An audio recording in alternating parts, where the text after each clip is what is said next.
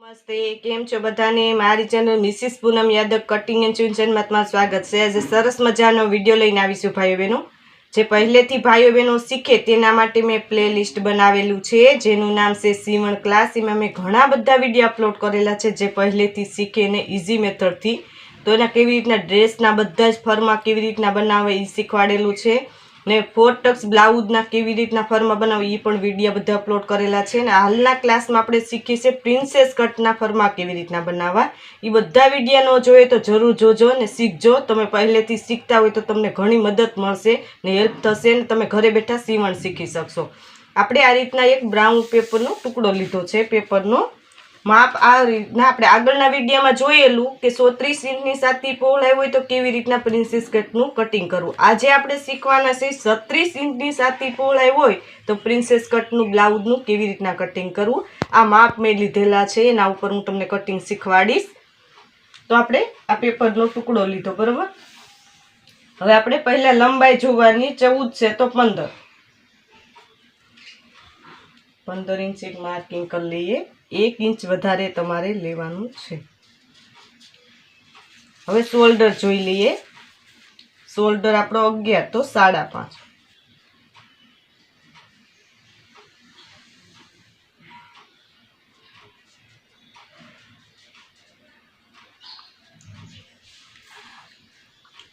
હવે આપણે મૂંઢાકાર જોવાનો તો 6.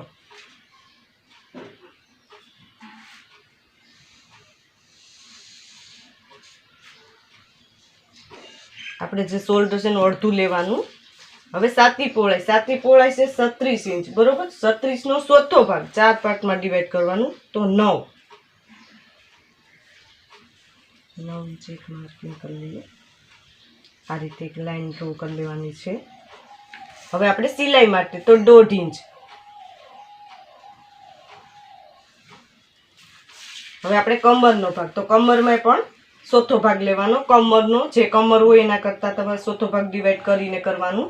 તો 36 ની સાતી કમર છે તો આપણે લેવાનું ચોથો ભાગ તો 8.5. તો 8.5 એક માર્કિંગ કરી લઈએ. 1 ઇંચ આપણે સિલાઈ માટે, જે પાછળ ટક્સ માટે. 1.5 ઇંચ આપણે સિલાઈ માટે. પાછળ ટક્સ લેવા માટે 1 ઇંચ વધારે લીધું છે મેં. હવે આ માર્કિંગને આપણે જોઈન્ટ કરી લઈએ.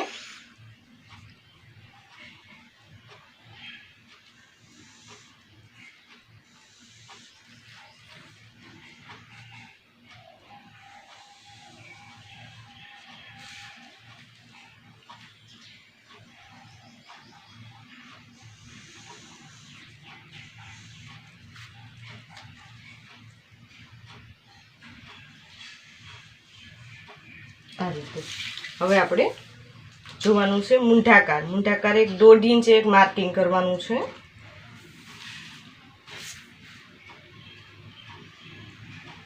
આ રીતે આપણે શેપ આપી દઈએ પાછળનો.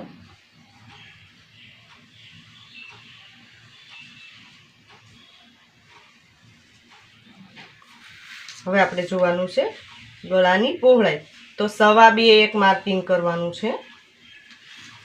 લંબાઈ પાછળના ગળાની તો 9.5 એક માર્કિંગ કરી લઈએ. હવે ગળાની પહોળાઈ તો 3 ઇંચ એક માર્કિંગ કરી લઈએ.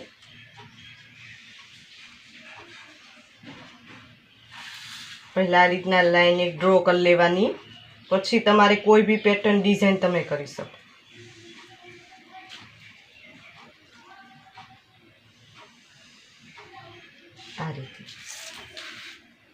આ રીતે આપણે ગોળ શેપ આપી દઈએ.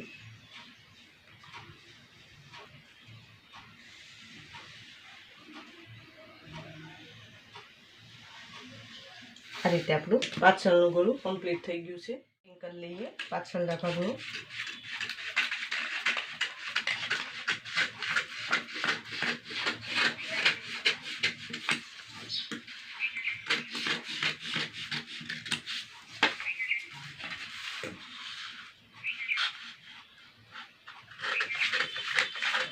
જે હું ફરમાં બતાવું હરેક વિડીયા તમે જોઈ અને પ્રેક્ટિસ જરૂર કરજો.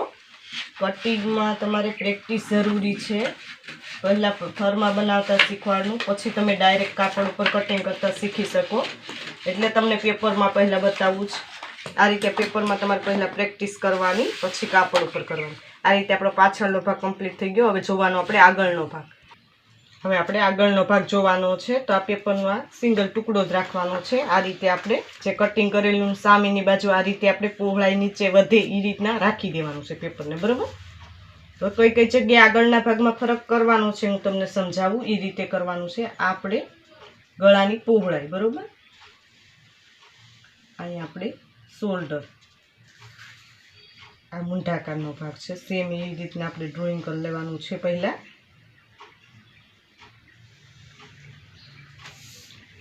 પ્રિન્સેસ કટ બ્લાઉઝ એકદમ ઇઝી હોય છે. થોડુંક સમજી વિચારીને તમારે કટિંગ કરવાનું છે પેપરમાં, પછી તમે કાપડ ઉપર કરી શકો.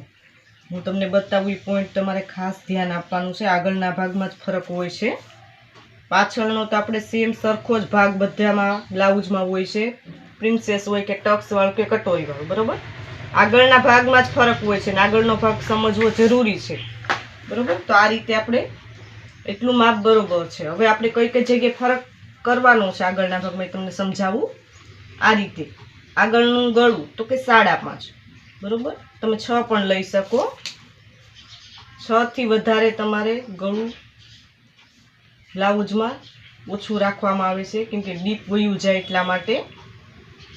કોઈ પહેરતા હોય બેનું તો અલગ વસ્તુ છે, બાકી તમે 5.5 થી 6 ની વચ્ચે જ તમે લઈ શકો. આ રીતે હવે આપણે મૂંઢાકારમાં ફરક કરવાનો હોય છે આગળના પાર્ટમાં. જે મારા હરેક વિડીયો જોવે એને ખ્યાલ છે. આ રીતે આપણે એક લાઈન પહેલાં ચોરસ ડ્રો કરી લેવાની છે. આગળનો આપણે શેપ દેવા માટે પહેલાં આપણે આ રીતના લાઈન એક ડ્રો કરી લઈએ, એટલે ખ્યાલ આવે તમને કે શેપમાં કેવી રીતના શેપ આપવો, બરાબર. આ રીતે હવે આપણે આગળનો મૂંઢાકાર દેવાનો હોય છે, તો એ આ રીતે શેપ આપી દેવાનો.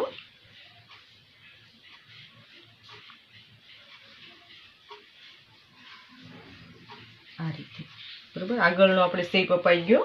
હવે આપણે કઈ કઈ જગ્યાએ પ્રિન્સેસ કટમાં માર્કિંગ કરવું બતાવું. આ આપણે બટન પટ્ટી છે, બરાબર, ગાજ બટન પટ્ટી.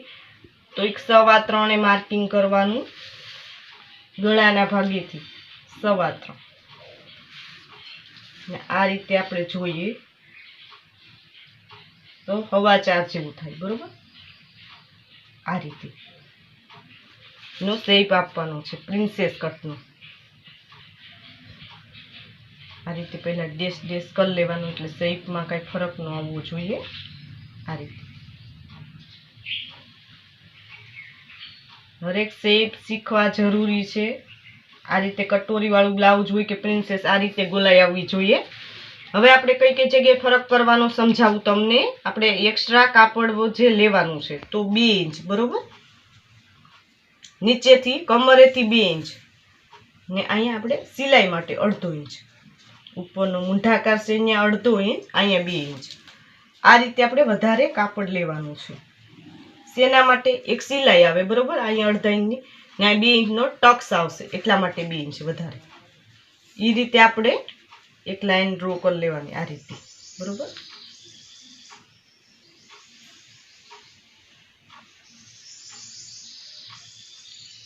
આ રીતે કરવાનું છે, બરોબર.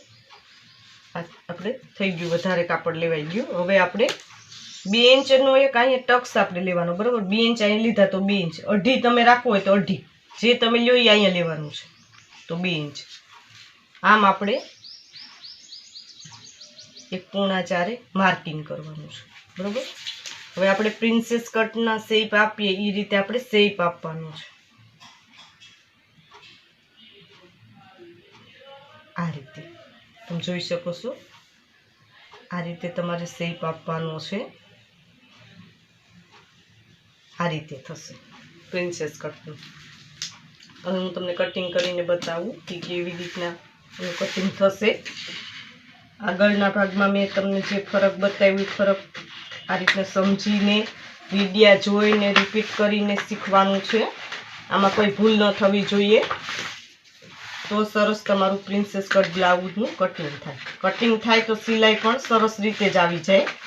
કટિંગમાં કંઈ ફરક હશે તો સિલાઈમાં પણ પ્રોબ્લેમ થશે. એટલે કટિંગ શીખવું જરૂરી છે, પ્રેક્ટિસ કરવી જરૂરી છે. કટિંગ હંમેશા અઘરું હોય છે સીવણમાં, તો એની વારે વારે પ્રેક્ટિસ કરવાથી જ તમને આવડે, તો જ તમારી ભૂલ પણ તમને સમજાય અને પરફેક્ટ રીતે કટિંગ તમે કરી શકો.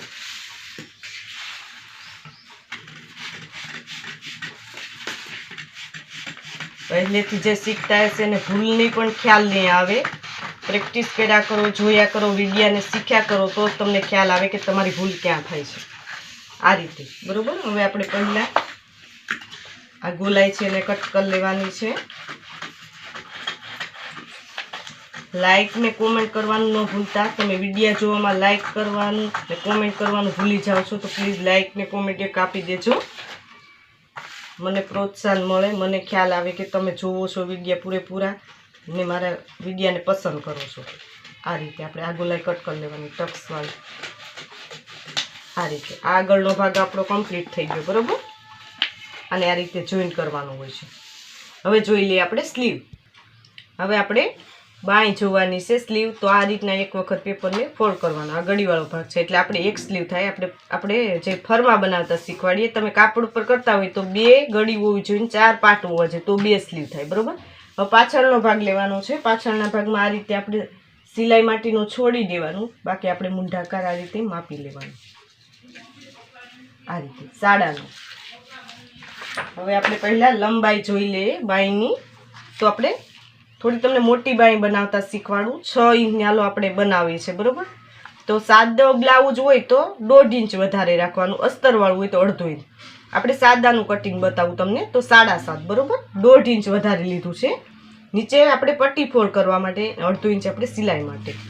હવે 9.5 આપણે મૂંઢાકાર આવ્યો હતો બરાબર.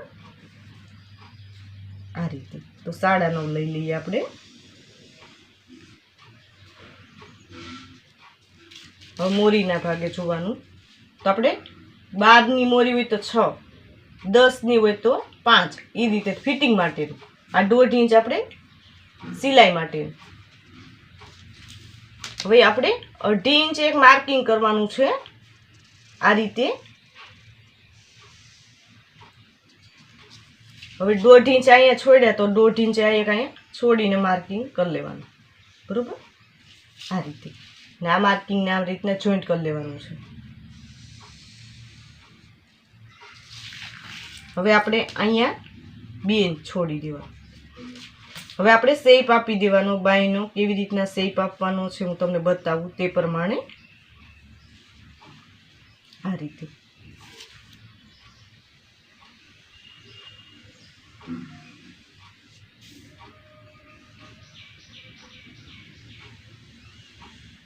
આ બાંયનો શેપની પ્રેક્ટિસ કેમ કરવી એનો વિડીયો મેં અપલોડ કરેલો છે. તમે જોયો ન હોય તો જરૂર જોઈ લેજો, તો તમને વધારે ખ્યાલ આવે કે પ્રેક્ટિસ કેવી રીતના કરવાની.